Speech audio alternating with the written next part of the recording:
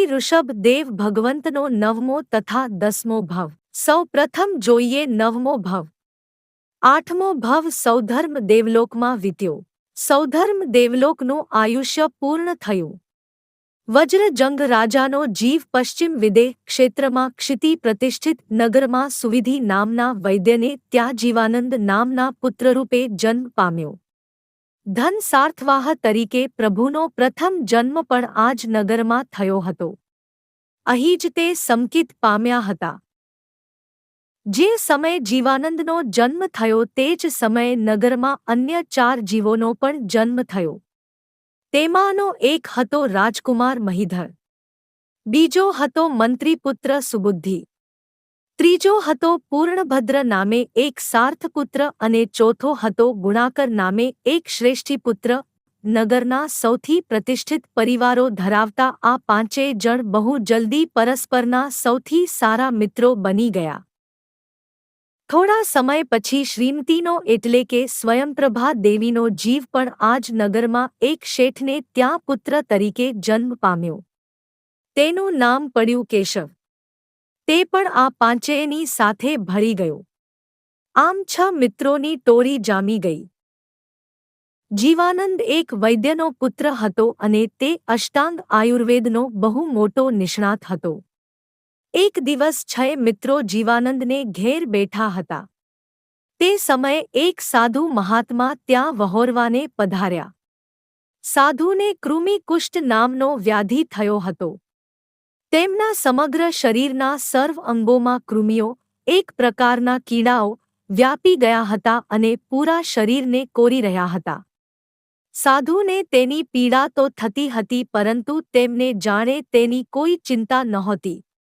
આજે તે છઠના પારણે વહોરવા માટે નીકળ્યા હતા.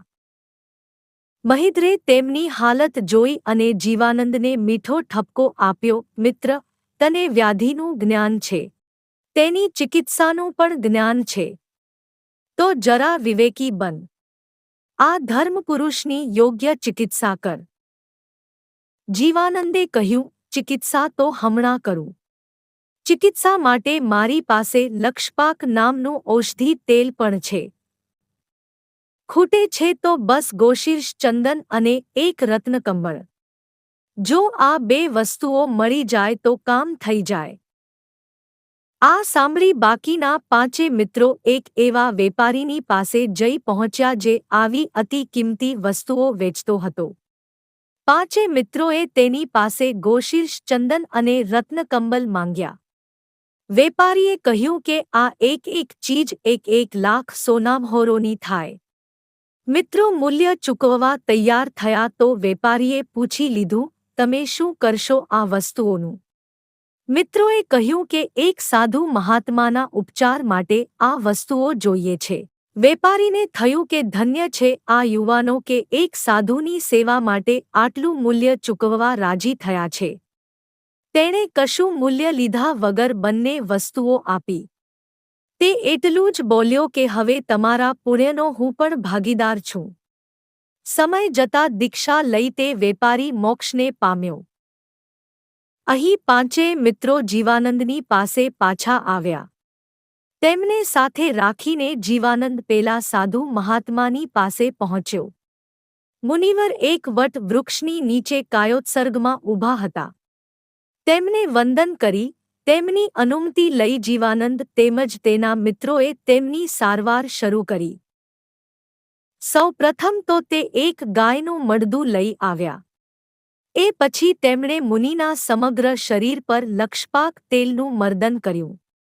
અતિ ઉષ્ણ એવું તે તેલ મુનિની નસેન્સમાં વ્યાપી ગયું અને તેની ઉષ્ણતાના કારણે તે થોડા સમય માટે મૂર્છિત થઈ ગયા.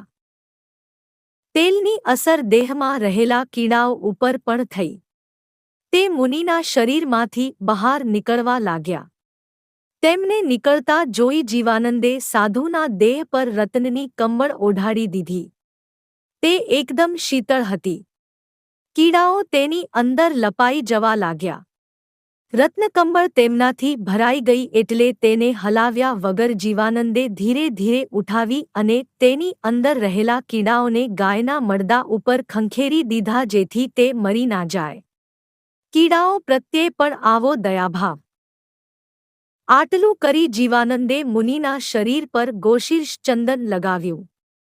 તેનાથી મુનિનો દેહ જરા શીત થયો. જો કે હજુ માત્ર ત્વચાને કોરી રહેલા કીડાઓ જ બહાર નીકળ્યા હતા.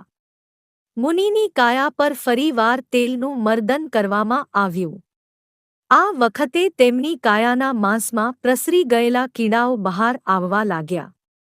તેમને પણ અગાઉની જેમ જ રત્નકંબળ પર લઈ ગાયના મળદા પર ખંખેરી દેવામાં આવ્યા. ત્યારબાદ એ જ રીતે અસ્થિઓમાં રહેલા કીડાઓને પણ દૂર કરવામાં આવ્યા. એમ એક પછી એક પૂરા શરીરમાંથી સર્વ કીડાઓને દૂર કરી દેવામાં આવ્યા. અંતે સાધુ મહાત્માનું શરીર કીડાઓથી બિલકુલ મુક્ત થઈ ગયું. તેમની કાયા નિરોગી બનીને એક સાવ નવી જ કાંતિથી ચમકવા લાગી. ચિકિત્સા પૂર્ણ કરી છ મિત્રોએ સાધુ મહારાજને કોઈ પીડા પહોંચી હોય તો તે માટે ક્ષમા માગી. મુનિ તેમને ધર્મલાભ કહી ત્યાંથી બીજે વિહાર કરી ગયા. આ મિત્રો પાસે રત્નકંબળ જેમનું તેમ હતું. ગોશીર્ષ ચંદન પણ ઠીક બચ્યું હતું. મિત્રોએ પેલા વણિકની રજા લઈ બંને વસ્તુઓ વેચી દીધી અને જે રકમ મળી તેમાં ઉમેરો કરીને એક જૈન ચૈત્ય ઊભું કરાવ્યું. એ પછી તેમણે અરિહંતની આરાધના અને ગુરુ ભગવંતની ઉપાસનામાં જીવન લગાવી દીધું. સમય જતાં તેમણે એક સાથે દીક્ષા લઈ લીધી. સાધનામય સાધુ જીવન ગાળી અંતે અનશન ધારણ કરી લઈ તેમણે સમાધિમય અવસ્થામાં દેહત્યાગ કર્યો. તે સૌનો જન્મ સાથે થયો. તે સૌ સાથે જ ધર્મમય જીવન જીવ્યા અને અંતે સમાધિમય મરણ પણ સાથે જ પામ્યા. ધર્મના ઋણાનુબંધ ક્યારેક આવા પણ હોય છે. તે ધર્મથી બંધાય છે અને ધર્મનું બળ બની જાય છે. આ હતો ઋષભ દેવ પ્રભુનો નવમો ભવ. આ ભવમાં સ્વયંપ્રભાનો આત્મા તેમના મિત્ર કેશવ તરીકે જન્મ પામ્યો. શ્રી ઋષભ દેવ ભગવંતનો 10મો ભવ. 6 ઉત્કૃષ્ટ આત્માઓ. તેમણે સાથે ધર્મ કર્યો, સાથે દીક્ષા લીધી અને અંતે સાથે જ સમાધિ મરણને પામ્યા અને સાથે જ અચ્યુત નામના 12મા દેવલોકને પામ્યા. આ હતો પ્રભુનો 10મો ભવ. તેમનું આયુષ્ય હતું 22 સાગરોપમનું. હવે પછી જોઈશું પ્રભુનો 11મો ભવ.